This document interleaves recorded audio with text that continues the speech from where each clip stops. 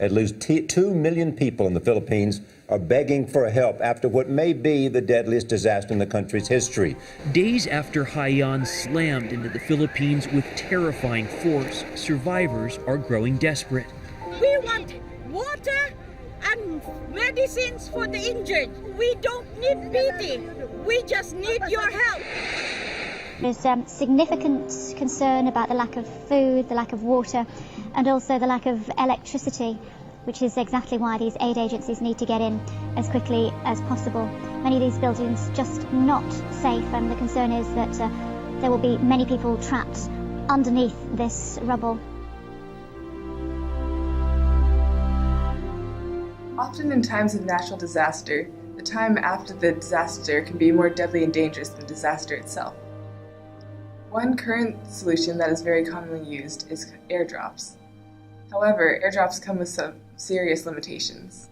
For example, airdrops can be prohibitively expensive, cargo must be well packaged and cannot be delicate, and finally, landing zones must be cleared and targeted from a great height.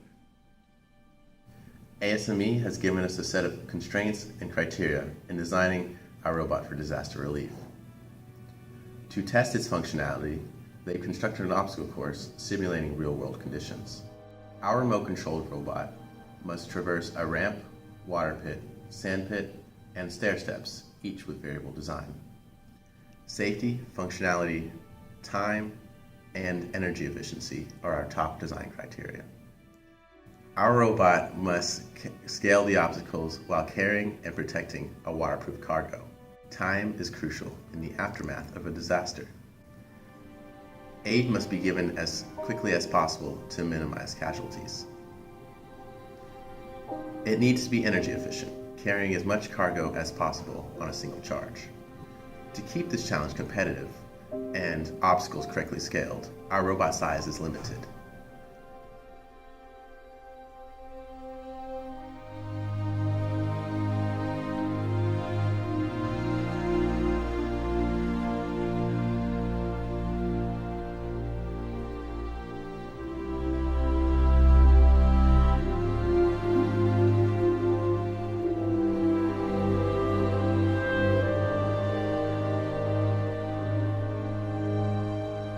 A robot remotely deposits our cargo.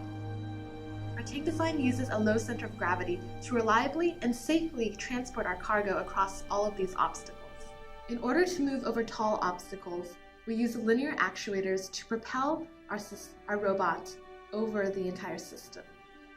Aluminum VEX parts allow for easy maintenance as well as a lightweight structure, allowing for us to carry the most possible. The average time in completing the course and traveling there, depositing, and returning to the original loading zone is 2 minutes.